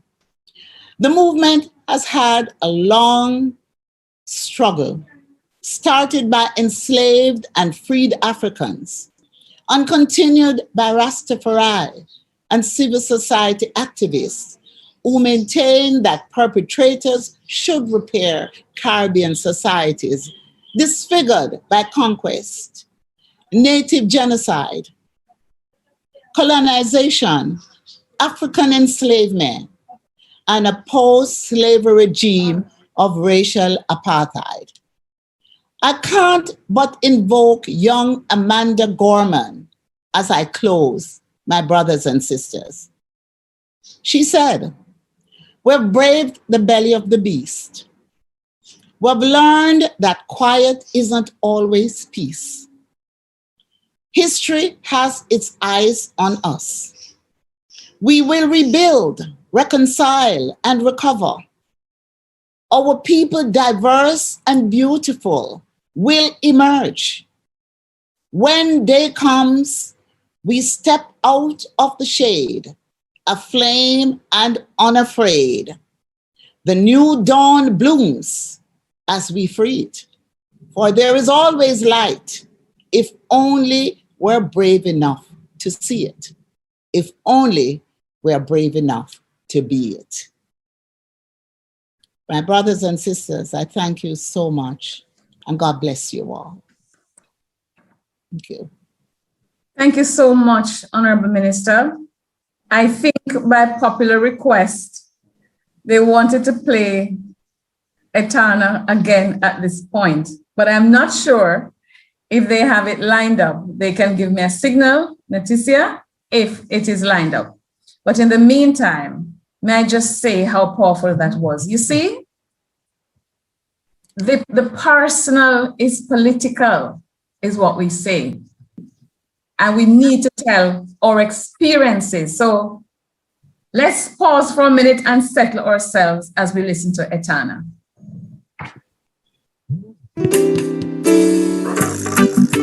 Yeah. La da da da da da da da. I see them coming after my soul, wanting to take control. Wanna give me laughs, wanna give me bling, wanna give me all the material things. I hear them talking about what the world has to offer. Girl, what you doing, don't you see? What they have done to Bedouin and Marcus, Jesus and all of the prophets. But I'm not afraid, no. No, I'm not afraid. No, I'm not afraid. No, if them a come, let them come, 'cause I'm protected by the Most High One. They don't mind when you fall behind and can't pay your bills on time. Prostituting or standing in a them government line. No, and they don't mind when you waste your time coming up with some stupid lines, influencing the youths them for snort a line or take a life. And they don't mind when you're locked up in jail, can't get no bail, sentence for life. I can't see your youth them strive. No, they don't mind. But I'm not afraid. No, no, I'm not afraid. No, I'm not afraid. No, if them a come, let them come, 'cause I'm protected by the Most High One. Yeah. Don't be foolish. Oh no. Hey, thinking they don't know your name. I see them coming after my soul, wanting to take control. Wanna give me laughs, wanna give me bling, wanna give me all the material things. I hear them talking about what the world has to offer. Girl, what you doing, don't you see? What they have done to Bedouin and Marcus, Jesus and all of the prophets. But I'm not afraid, no. No, I'm not afraid. No, I'm not afraid, no. If them a come, let them come, 'cause I'm protected by the Most High One. They don't mind when you fall behind and can't pay your bills on time. Prostituting or standing in a them government line. No, and they don't mind when you waste your time coming up with some stupid lines, influencing the youths them for snort a line and take a life. And they don't mind when you're locked up in jail, can't get no bail, sentence for life. I can't see your youth them strive. They're approaching that time. But I'm not afraid, no. No, I'm not afraid. And Etana. No, I'm not afraid, no. So many of us can relate to that. I'm protected by the Most High One. Yes. So many of us can relate to that. We have all been in situations where we are called upon to exercise courage. But, Honorable Minister, you have emphasized, yes, that throughout our shared history, women have, with tenacity, played a critical role in all aspects of leadership, freedom, movements, democracy, diplomacy, nation building, and advancement. Numbered among these in Jamaica are politicians like you who go down in the trenches with their people and do not confine themselves to the comfortable seats of parliament. And I have sat in the ones in South Africa. I have seen the ones in Jamaica at Gordon House. I don't know if they are comfortable, but you know, this is so important, the work that we all do. And all the participants have emphasized what a friend of mine sent to me, a quotation. Those who reject their ancestors will be rejected by their offspring. If you have offsprings and you do not want to be rejected, then you know what you have to do. And as I was saying before, all of us, I think, in this conversation today can relate to you, Minister Grange. And I emphasize what feminists always say, and those of us who are in the women's movement. The personal is political. There was a time when people kept saying, well, that's my private life. Please don't talk about that. Just talk about my job and what I do now. But I hear you, Minister, and I can relate. You know, I experience, and I think so many of us experience all those isms. You experience sexism, you experience racism, because you embody, we all embody intersectionality in our own beings. And I was born in a district called Africa in St. Mary. Nobody, apart from the continental Africans who are on this call, I'm the only one in Jamaica born in Africa. I attest, well, maybe my other people who came from there. But that experience exposed me to the stereotypes about Africa. Because why was it called Africa? Because it was infrastructurally challenged. But good things came out of Africa, and good people came out of Africa. And like you, Minister, we all use education as our route out of poverty. But history education that I learned at the University of the West Indies taught me that colonialism must be destabilized. And we in this e-conversation have a responsibility. And I told you that the 5 R's would come up, not just the 3 in the title of this conversation today. And Minister has articulated what the CARICOM Reparation Commission in its 10-point action plan is saying, what the National Council on Reparation Jamaica is saying, what all the other national committees are saying, what South Africa is saying. So we have to band together. And I didn't thank Jamila Falla, but that was so beautiful and powerful. So thank you, my sister. So I want to, before I do my closing remarks, let me open up for another 10 minutes or so to the question and answer segment. But I think I'll have to rely on Ms. Bohar Singh to see if there are any questions in the, I don't see a Q&A session segment down in on the Zoom. So Ms. Bohar Singh, are there questions for? Right, Professor Shepherd. Yes. Well, I had to tie my hair because I was crying, but in the chat, we have a lot of just giving thanks for this conversation, Prof. And I just want to indicate that we also have among us the Angolan ambassador to South Africa.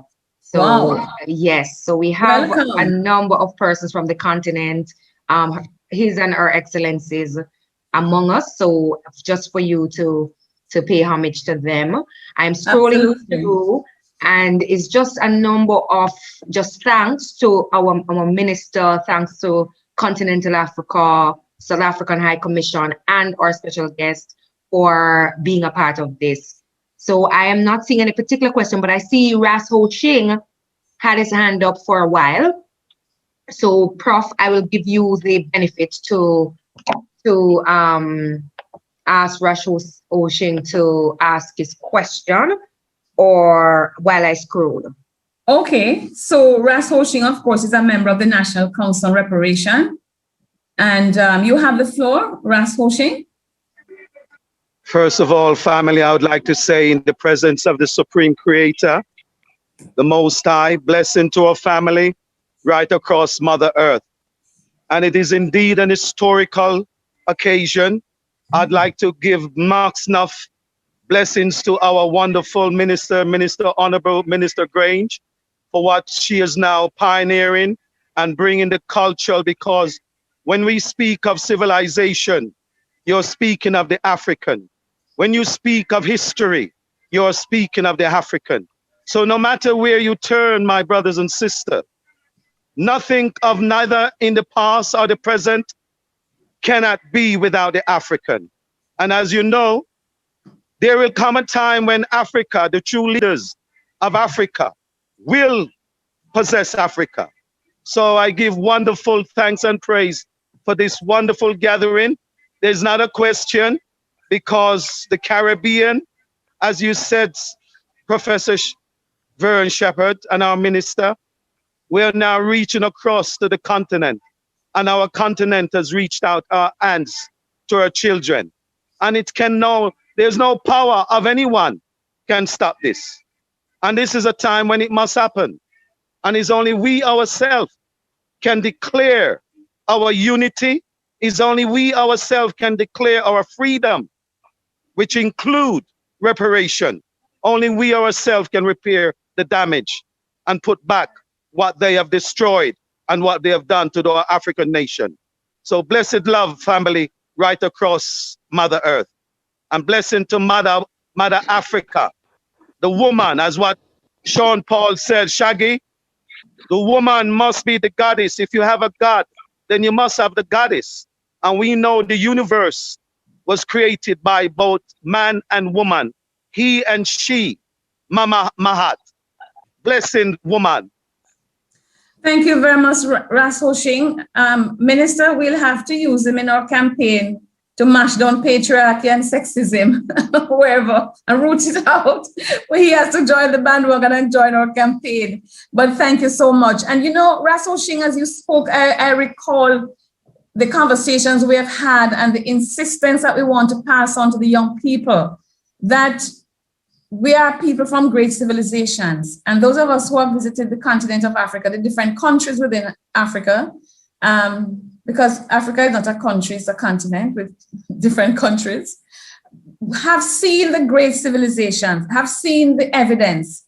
Of course, we know that colonialism affected the countries of Africa, the majority of them, but we have seen the evidence.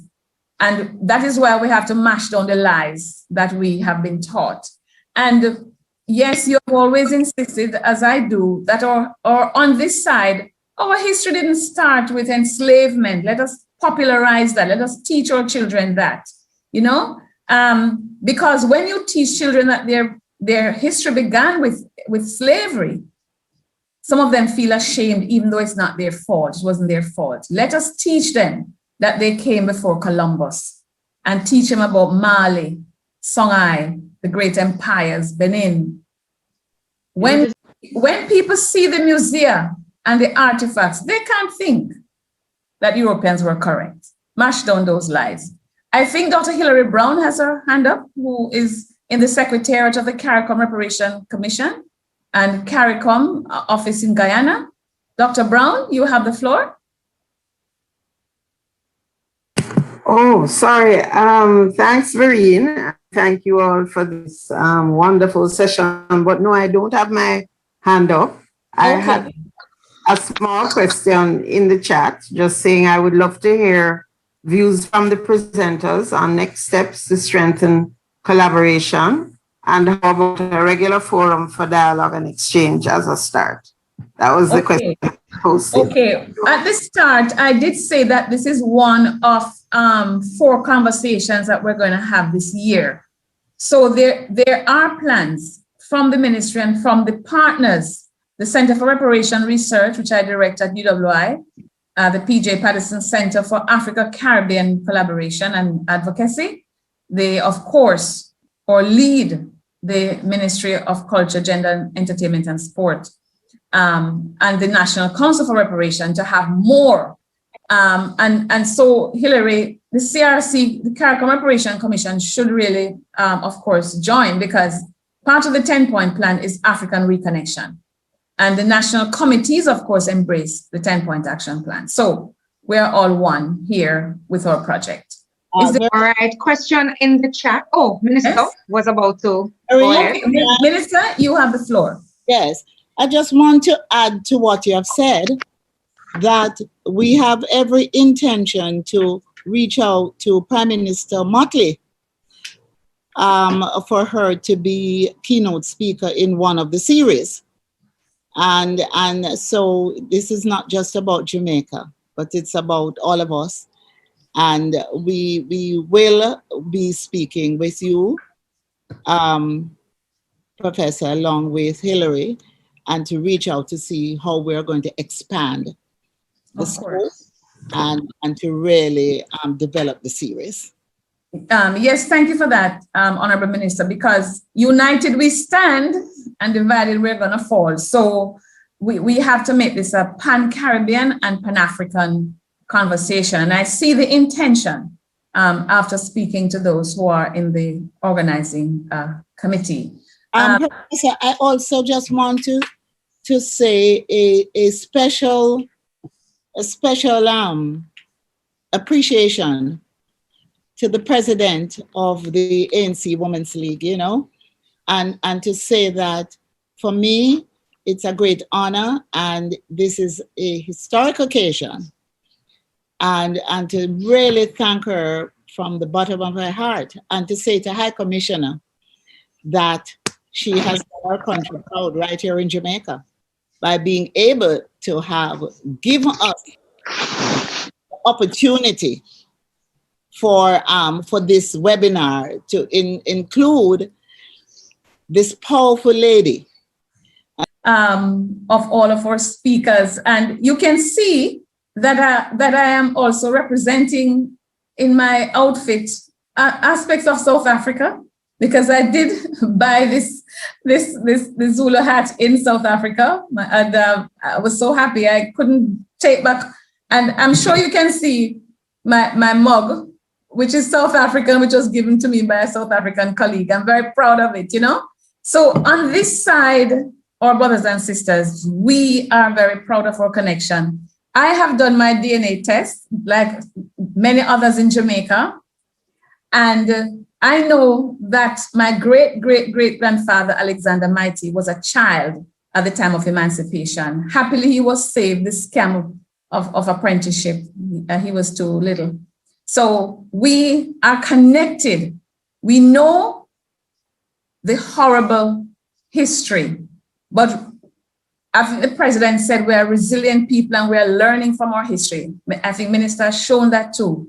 You have all these oppressive experiences, but you come out of it because of our ancestry, because we have to do it, because we have seen the resistance of those who did this to us, to righting the wrongs. But united, we will have to ensure we'll make them come back and participate in our development, because right now what we're seeing COVID-19 is a kind of return of some colonialist attitudes, and we have to stamp those out. Okay, so if there are Prof, we have a number of questions in the chat. It's hard for me to keep up, but I will just merge some of them. Let me just say that there's immediately, Natisha, that there's one asking how they can get on our mailing list. Right. The next webinar. So I think that's for the Secretariat to deal with. Right. So that was among my list. Also, how they can get involved in the movement. You know, I think that we can shed some light on that. It's an ongoing movement. So Prof or Minister Grange can address that. Also, they were asking about the role of CARICOM and where we are in the reparation movement. So I'm just grouping questions. So, you know, Prof, and Is there any plan for Jamaica to become a republic? That's a question that has been in the last webinar and is also in this webinar. As we scroll, I don't know, Prof, you can use your moderating power to allow for persons to answer while I scroll. Yeah, we only have 10 minutes or maybe maximum 15 minutes left. So I guess we can take a couple more. I wonder if Honorable Minister will talk about, well, no, I'm not going to ask Minister about Republic. We have to have that, well, unless she wants to answer. Minister, you want to take that one? I think Minister is muted. Yes, no. Curveball, but I don't know if you want to take that. I think you should, I think you should move on. I don't want to get into that at this time. Yes, but let's just say it's on the table.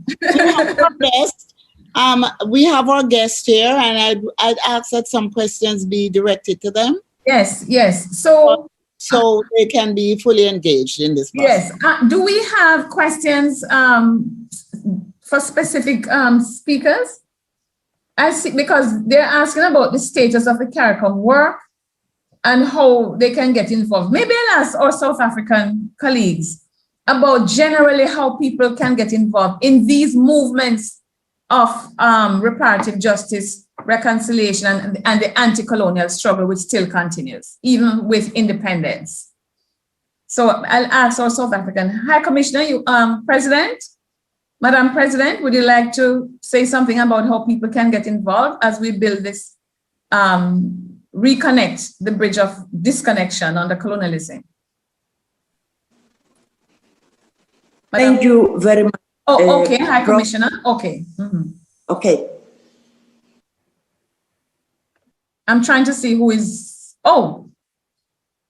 It's the president. It's the president. The president yes, was about President. to speak. Yes, you have the floor. And I think I see Professor Earl Taylor's hand at some point. So just alerting you. Yes. So, Madam President, Dlamini, yes, you have the floor. Yes, thank you very much. I think you are ahead of us in terms of reparations and how you have deepened that process. We had a Truth and Reconciliation program in South Africa that was led by Bishop Tutu. And when the TRC finished its work, there was a part about reparations, further investigations, but also we have not delved deep into the issues of reparations. There is still some form of anger amongst some of us, because that is what will assist us in healing the nation. And there is also a feeling that the oppressors have been forgiven, but there isn't an apology and a recognition of what apartheid was. And the UN declared apartheid as a violation of human rights. But no one has put themselves at the center of ensuring that there is true commitment to non-racialism, and the signs are through the growing gap between the rich and the poor. It's also seen through the ownership of means of production, because it still remains with a few. And that does not mean that a government has not done anything to change the quality of lives of the people. But the major changes have to be made in the very insistent structural problems that we are faced with, that are still there, that need to be dealt with. When you spoke at some stage, you raised, Prof, the issue of dismantling of colonialism. And those are elements that will make a difference in the quality of lives of the people. But one other issue that remains a big issue in South Africa is the issue of the land. And that is why I raised the issue, because the land belongs to its rightful owners. And as long as we do not properly address the issues of the land, people will never feel liberation. Mm-hmm. So I thought I should just raise those issues, and that is why it's important for us to strengthen our relations with you, so that we also learn from you on the issues of reparation. Thank you. Thank you, President. High Commissioner, and then Ms. Banda, I would appreciate your perspective on this issue of dismantling colonialism, how we're each trying to do that where we are.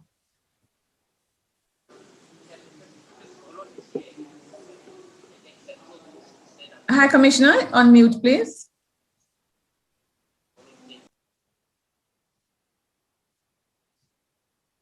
High Commissioner is having some challenges with unmuting.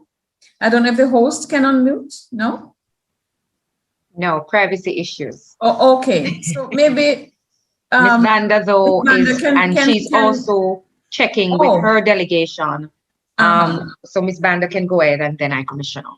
Oh, okay. Ms. Banda, you're also muted. If you could unmute and perhaps bring the youth perspective on what's going on in terms of the anti-colonial struggle in South Africa.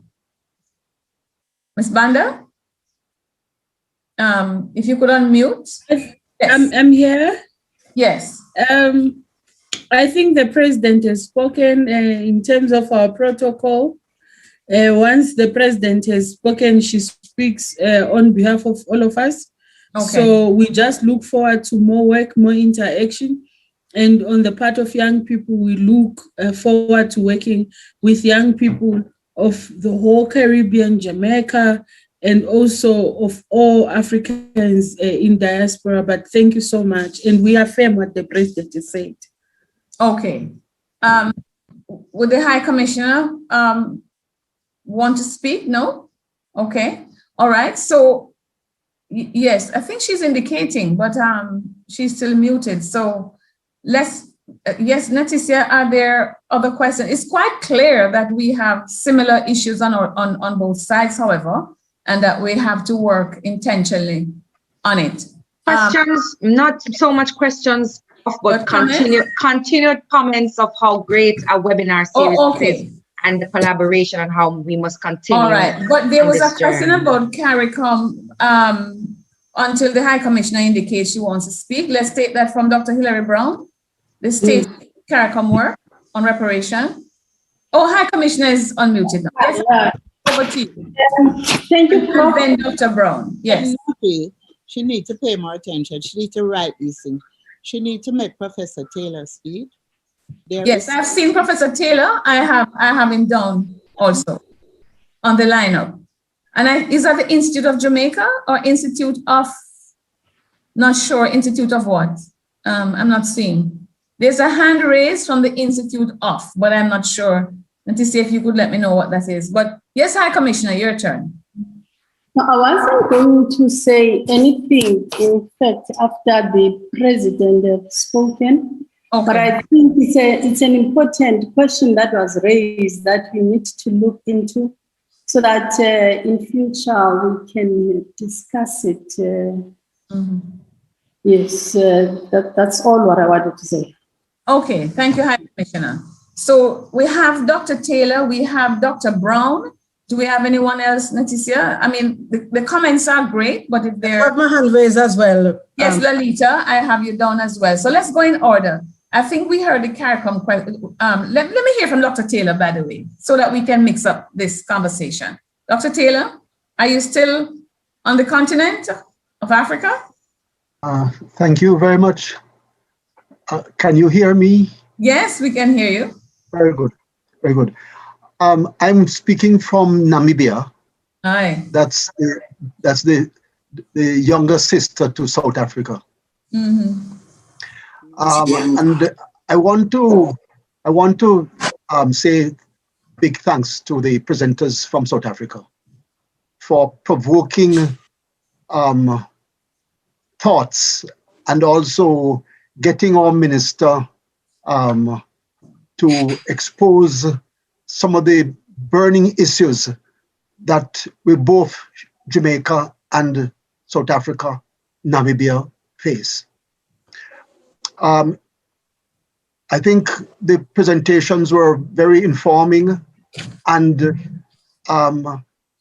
inspiring.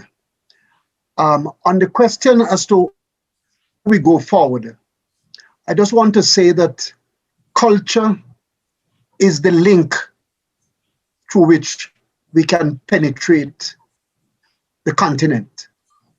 It's a commonality that we share. And culture is the link to development.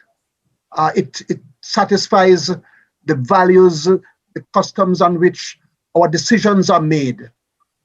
And that link is very important between Africa and Jamaica. And lastly, I just want to share what we're doing in Namibia. Just on Thursday, I met with the new mayor of Windhoek. And one of the things that we shared and discussed was the revival of what was then the Pan-African Center to make it into a Garvey Institute for Research, looking at and getting writers from both the Caribbean, America, and Africa to focus on Black people development and history. Okay. To capture that. And so that is going to be one way to reach the heart of the issue that addresses reparation, because we are talking about reparation, but it needs to be put into context. And it is the history of both the continent and the diaspora that will get this link visible. Yes. Thank you very much.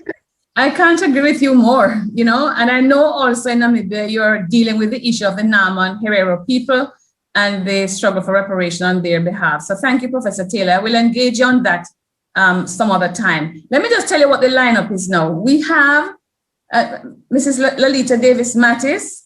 We have Dr. Brown, Dr. Hilary Brown. We have Bishop Jessica, the Institute of someplace, which somebody will have to tell me. And I see Rastafari Kingdom. And I'm really, so O'Shane Robinson also And that's all we'll be able to take, I'm afraid, because the time is going. We're aware of Parliament. Hi, Prof. I was just about to indicate that we have Commissioner Alexandra Davis from Florida wanting to have her input before we wrap up. Okay. So sorry, I'm trying to multitask. Alexandra from... Yes, Commissioner Alexandra Davis from Florida wanted to intervene because we all have to go. So if you would allow before we wrap up. Yes, of course. And then I'm afraid that will have to be it. It's so great that people are interacting. So, Mrs. Davis-Mattis? Prof, I just really wanted Minister, can you hear me? To perhaps just mention the policy initiative now being undertaken through her ministry and via the National Council on Reparations. I thought it was an important point to make. Minister, are you there? Minister is off camera and muted at the moment. We'll come back to her unless she wants to jump in now. If not, let me go to Dr. Brown. Dr. Brown, Hilary Brown, is she still with us? Yes, I am. Thank you. Okay. Very quickly about the state of the work now. Yes, very quickly. Let me say that the CARICOM Reparations Commission is still very active, very enthusiastic, very busy with public education, youth engagement, and a number of activities in the region. We have committees set up in 10 member states. And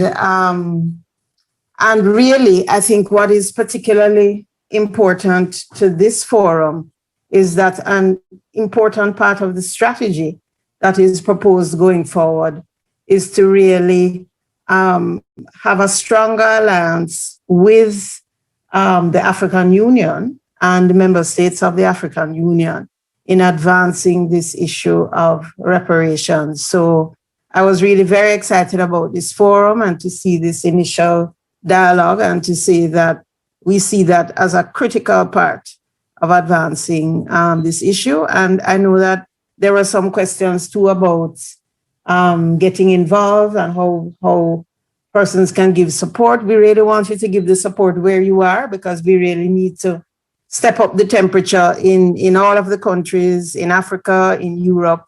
And so I think we can have more dialogue on that, on the ways in which we are organizing to have that kind of global groundswell for reparations.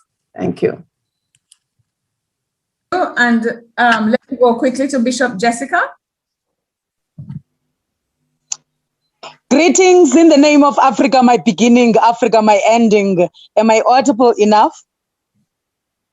Yes, we're hearing you. Oh, thank you ever so much. Let me observe the protocol by saying, Lathi paisakazuki skhumba senqonqo. Vulani indlela kugabuka ubumnyama. Mama ngasibini singabi nedyudyu. Khanda namachiza konakala ukuhlala. Ha! Namhla sigagene kodwa ndinguyinongqawusa intombi kaMhlakaza. Yena wadiliza intaba zikaXhosa. Diligubeve lemvelo uthi bujani siba soshibela abantwana. Ukhala khululumla abantwana umgodi omdala badida amantshontsho. Komo zikaThimi inkomo zikaSijekula. Komo zikaNwambe ezadla intsimi kaPhanqo zayikhukhuza zayitshayela zemkani engcambu. Salute to the great women of our time. The Honorable Bathabile Dlamini, my president.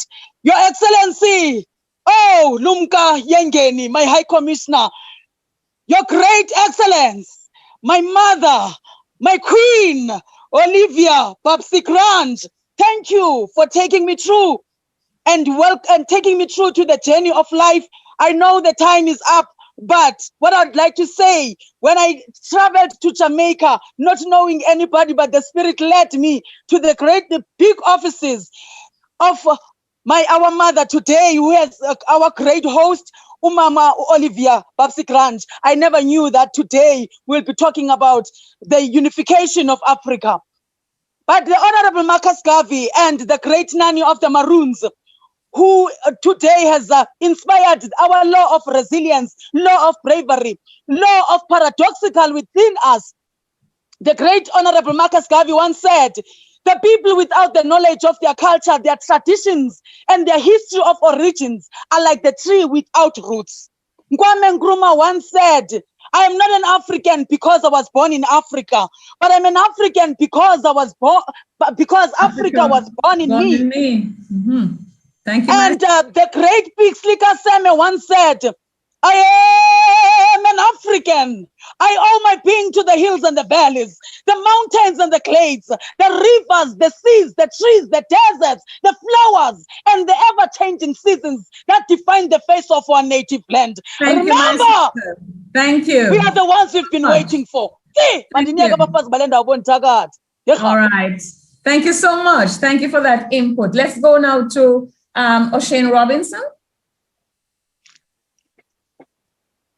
O'Shane, are you there? Hi, good afternoon, everyone. Yes, you have to be quick, O'Shane. Sorry. Yeah, man, I'll be quick. I just want to say that I would like to volunteer to assist with organizing the youth participation in Jamaica. I remember from when we did the reparations, youth baton relay, and the meetings that we had in the schools, how receptive the students were. And I'd like to volunteer to assist with getting more young persons in the discussion so they can know more about it. Okay, so I'm sure Honorable Minister and the chair of the NCR and of course the Secretariat will take notes. Thank you, my brother, because we do need, and that was somewhere in the chat as well about how people can get involved, as Ms. Bahar Singh very kindly told us as she manages the chat. Thank you. Now, I see Rastafari Kingdom, but I don't know. For that, Prof, our Alexander has to go, so she. Oh, yeah, okay. Can we take our diplomatic friend in Florida? Yes. Commissioner Alexandra Davis. Yes. You have the floor.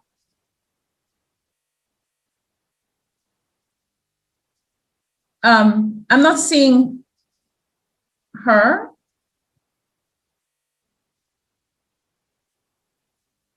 Oh, all right.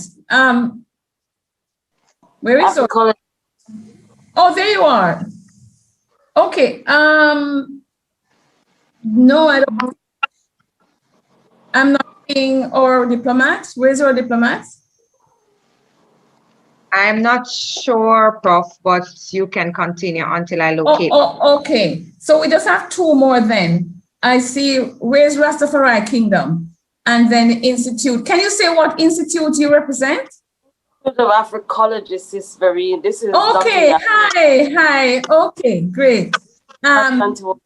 So Rastafari Kingdom first, and then you, and then we have to wrap because we really have, we don't want ministers to be late for Parliament. Yes, greetings, Sister Vereen. Blessed love to Mama, Sister Grange, and everyone. Yes, I'm Ras Junanigos, but to make it short before I even go any further, what I would like to ask you, Sister Vereen, if you said this is a 4-part, if I could be given that opportunity to make a presentation, because I have some valid points that I would like to bring to the table, being that I've been in South Africa now over going 2 years. And I have in Jamaica, I have been to your office. I have set several meetings with Minister Grange dealing with issues. And we give thanks for the South Africa Energy, which coming through Jamaica 2005 with the AU, had in a private summit at the university. The amount of energy that South Africa has made to bring about our liberation and our unity with Jamaica needs to be addressed this time. So, I'm asking if it's possible that I could give a presentation on various aspects of our development. Okay, my brother, that is not under my control, but if you put your details in the chat, I'm sure the Secretariat will get in touch with you. So, I'm so sorry, Commissioner Alexander had to go. All right. Now, so the Rastafari, you have the last word, yes. Apart from, of course, because I'm getting back to the question. Yes, quickly. Vereen Shepherd, 26 years ago when I repatriated to South Africa and started the Institute of Africology in a garage in Soweto.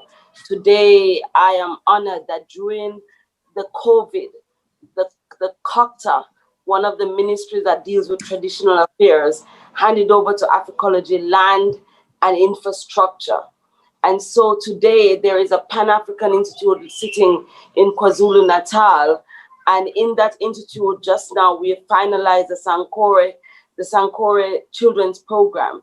And the point I'm making is that for someone who repatriated, someone who is here, you know, our leadership, Batabile Dlamini, they know the works. We have been clear that the connection that we have been trying to secure, you know, with the kings acknowledging the work of the diaspora, that is what South Africa has done, the first of its kind, to hand over to a diasporan land as a Pan-African center, the first of its kind, under the Institute of Africology, which has been around for the last 25 years. And so this connection that has been happening today, the manifestation is that South Africa is very serious about, one, you know, the Pan-African connection, which we started under Thabo Mbeki, and we need to reconcile that once again. And then lastly, Mama B, a repatriate who passed away 3 weeks ago. The only thing she wanted, which Nkosazana Dlamini Zuma was able to fight for, that she gets her citizenship. She wasn't able to get that. And you know, when we gather like this, there are some deep issues that needs to happen.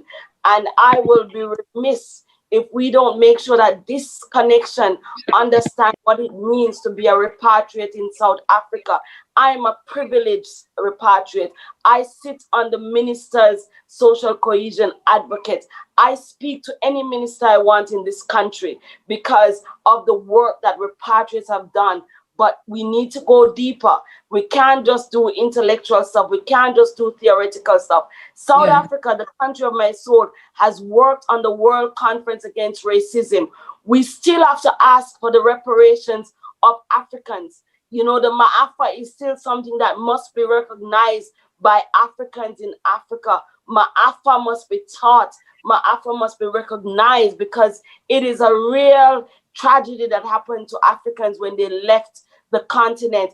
And Mam Batabile Dlamini has always understood and respected the role of the diaspora, which is why I get to sit on any platform to sit on. So I'm saying that thing must be real, Prof. Vereen. It must be real. I must show people what I hear you. I hear you, my sister. And repatriation is on our 10-point action plan. And I think that those who are going to organize future fora have heard you. It is very important to listen to all sectors of our family. And I thank you for bringing that to us today. So I don't know, Honorable Minister, I think Mrs. Davis-Mattis wanted you to speak a bit too. I'm trying to see, has Minister left? I don't know. I know she has to go. I'm not seeing Honorable Minister. But Prof, if I may, since just to advise that the government of Jamaica has announced the formulation of a policy on reparatory justice, and that is in keeping with the mandate of the National Council on Reparations to advise the government on the path to reparations. So that process will engage with a number of island-wide consultations, as well as consultations with the diaspora generally. So I know that the COVID pandemic has put a little spanner in our wheel, but we do plan to start the consultations as early, I think, as March, as soon as we have concluded what the terms of reference are to be with respect to the policy. So that's that I wanted Minister to re-announce it herself, but you know, I'm not seeing her, and she perhaps had to leave for Parliament. Yes. So, but of course, we're all grateful to her for all that she continues to do. So all that is left for me to do now is to thank on your behalf the organizers, including, of course, the South African High Commission and her team, to thank Honorable Olivia Grange, Ms. Bahar Singh, Joan Archibald, and the team from MCGES. I thank the technical operators from the media houses involved in broadcasting this forum. And of course, a big thanks to those on the program including our artists. We thank Mrs. Davis Mattis and, of course, our panelists, because our panelists from South Africa enriched our understanding of what it means to be Pan-African, what it means to have similar histories. Together, our speakers have highlighted the multidimensional force of women in South Africa and the movement that toppled the oppressive apartheid regime, shaped a democracy and continues to influence its development. We also benefited from the ministerial address of the Honorable Olivia Grange, CD, Minister of Culture, Gender, Entertainment and Sport, who brings to the table, as you heard from her, decades of contribution to cultural development and the political landscape from her adolescence. And of course, we heard her struggles from her own lips. When we look across the broad sweep of history in both our countries, we must marvel at the contributions that women have made to the anti-colonial struggle and decolonization struggle. Lucille Mathurin Mir has long reminded us that each time we're tempted to ask, where on earth did such women, the so-called subordinate sex, get the nerve to confront systems of domination, we should remember that, as she said, it came from their very subordination, the moral force of the powerless confronting the powerful, and in the case of militant Caribbean women, from their ability to draw strength from that inheritance of ancestral spirits from that other side of the ocean. These ancestral spirits continue to provide inspiration for women. So let us join hands from Jamaica to South Africa to Namibia to all of our people across the world in the grand project of iconic reclamation and decolonization. And remember Jules Ellinger's words, there has never been a statue or monument or plaque we could add erected to the memory of someone who let well enough alone. Sometimes we have just to disturb our neighbor.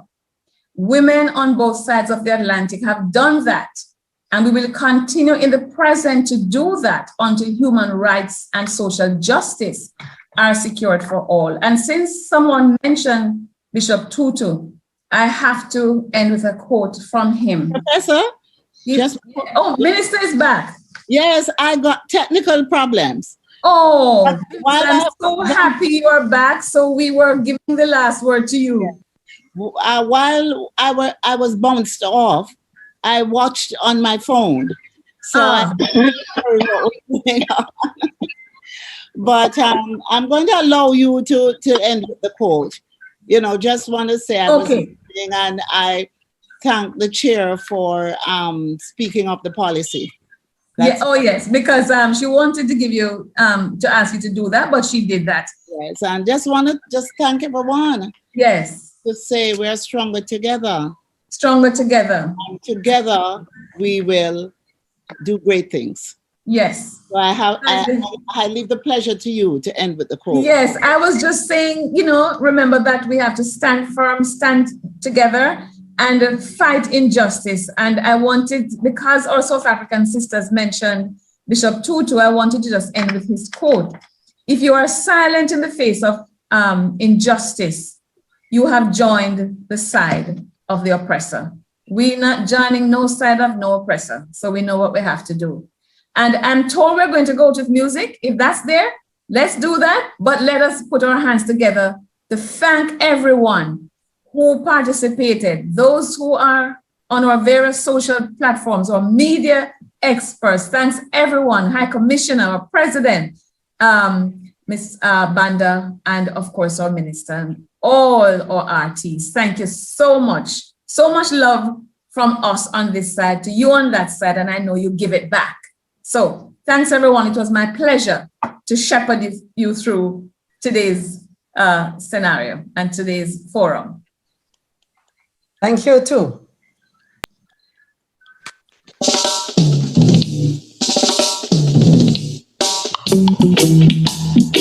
Ba-ba-doo, ba-doo, ba-da-dee, da-dee, da-dee, da-ba-ba-doo, ba-da-doo.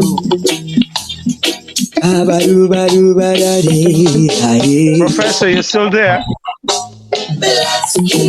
Color of my eyes, color of my skin, Black is my kin, I ain't apologizing. Color of my eyes, color of my skin. Black is the sin, I ain't apologizing.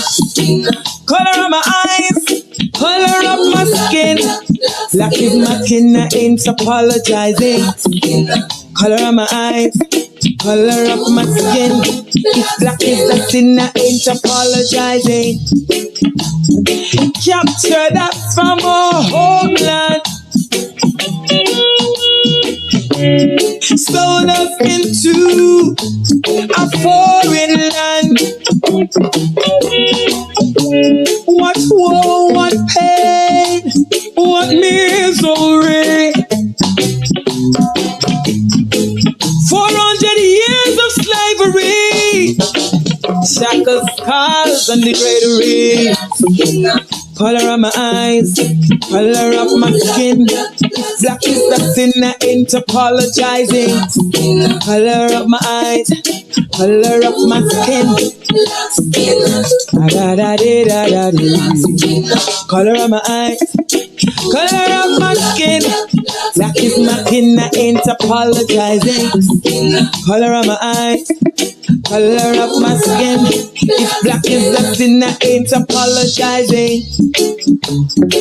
Proudness of our heritage and history. Brand us like animals, they scour us mentally. Use us for entertainment and debauchery. Destroying the family. Let's fight the demons of slavery. Color of my eyes, color of my skin. Black is my kin, I ain't apologizing. Color of my eyes, color of my skin. If black is the sin, I ain't apologizing. Color of my eyes, color of my skin. Black is my kin, I ain't apologizing. Color of my eyes, color of my skin. If black is the sin, I ain't apologizing. Let's rise above hypocrisy. Use education as our directory. Free our minds with positivity. Work together as a family, and God will shape our destiny. Color of my eyes, color of my skin. Black is my skin, I ain't apologizing. Color of my eyes, color of my skin. If black is the sin, I ain't apologizing. Color of my eyes, color of my skin. Black is my skin, I ain't apologizing. Color of my eyes, color of my skin. If black is the sin, I ain't apologizing. Color of my eyes to the color of my skin. Black is my skin, I ain't apologizing. The color of my eyes, the color of my skin. I ain't apologizing for my black skin. Proud of me blackness. Yeah, yeah, yeah. Proud of me black skin. Mama Africa, I want me come from you. Me say me proud of me black skin. Me nah go bleach out my black skin. Me say me proud of me black skin. Nah go bleach out me say black skin. No, no, no, no, no. Black skin, proud of me black skin, yeah. Apologize. No, no, no, no, no, no. Proud of me black skin, yeah. Proud of me black skin, yeah.